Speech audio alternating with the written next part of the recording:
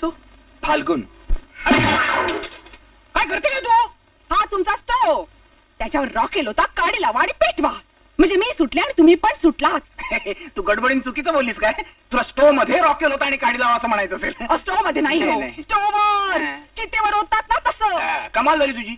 Stove कुठे, चिता कुठे, काहीतरी. 2 दिवस झाले तुमच्या मागे लागले की त्या बर्नरचं काय झालं ते बघा म्हणून. हा. 2 दिवस शेजाऱ्यांचा स्टोव आणला. 4 दिवस आणखी तसाच आणायचा, त्यात काय बिघडलं? लाज नाही वाटत तुम्हाला सांगायला? लाज कशी वाटायची त्याच्यात? नोकरी करणाऱ्या माणसाची महिना अखेरी नेहमी निर्लज्ज असते. आता 4 दिवसात महिना संपतो, तो संपला की लाज पडतील की लगेच नाव बर्नर. काल रात्री शेजाऱ्यांनी आपला स्टोव परत नेला. नाही ना, वांधा नाही. काय परमेश्वर कुणाकुणाला खूप मुलं देतो, कुणाकुणाला खूप पैसे देतो. तसे त्याने आपल्याला खूप शेजारी दिलेत. निदान 7-8 तरी शेजारी असतील ना आपल्याशी न म्हणलेले. त्यातल्या 5-6 जणांनी सांगितलं त्यांना सवड नाहीये स्टोव द्यायला. मग शेगडी आहे की आपल्याजवळ? शेगडी नाही का? शेगडी कोळसा संपलाय. संपला. माझ्याकडे तरी उसने पैसे आणा आणि स्टोव दुरुस्त करा. काय उसने पैसे आणा? आधीच लोकांची केवढी देणी झाली आहेत. आता देणेकरांना लाज वाटते मला उसने पैसे देताना. अहो, मग संसार कशाला मांडलात? आता बोला की लग्नाच्या आधी मारे आभाळी आश्वासनं दिली होती. काय म्हणे, तुला फुलासारखे जपीन, तुझ्यावर प्रेमाचा वर्षाव करीन, तुझ्यासाठी माझ्या काळजाच्या पायघड्या घालीन, तुझ्यावर साड्यांचा पाऊस पाडीन. असं मी म्हणालो होतो. हो हो तुम्ही. असेल. आणि एकदा नाही 100दा म्हणाला होता. असेल असेल.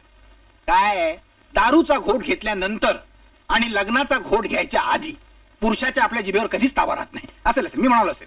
अहो, इतके शांतपणे बोलाल तुम्हाला काहीच कसं वाटत नाही. अरे? मीच बुरखा म्हणून तुमच्यावर भाळले आणि फसले तुमच्या जाळ्यात. मलाही तसंच वाटतंय. मी अरे, म्हणते आपण म्हटलं मी तू नाही, मी बाद झाला. झालं नाही नाही. झालं अजून. सोन्या काकाकडनं स्टोव आणा आणि दुसऱ्या कुणाकडे तरी रॉकेल आणा. काय कोण मी? हो हो तुम्हीच. दरवेळी मीच काय म्हणून दुसऱ्याकडनं उसनं आणायचं. काय मी पैसे उसने आणतो, तू वस्तू उसने आणायच्या. संसारात बायकोचा सहभाग पाहिजे की नाही? त्याशिवाय संसाराला ऑफिसला जाताना डबा पाहिजे असेल तर मुकाट्यानं स्टोव आणा, नाहीतर बसा तसेच बोंबलत. अन्न पाणी तुटायची वेळ आली तर स्टोव आणलाच पाहिजे.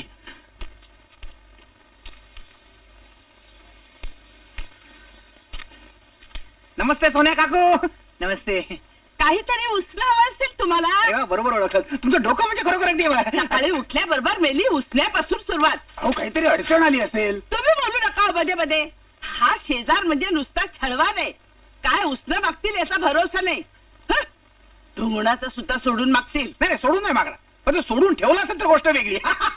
नारळाच्या बकला एवढं तोंड करून बोलायला शरम नाही वाटत तुम्हाला? काय हवंय?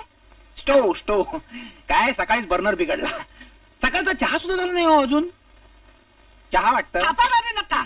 तुमची बायको गेले 2 दिवस शेजाऱ्याचा स्टोव उसना मागत फिरते, माहित आहे मला. तुम्हाला माहिती आहे काय? नाही बडबड बंद करा हो. नाही, बडबड बंद करतो, पण स्टोव दिला असता तर जरा. हा, तर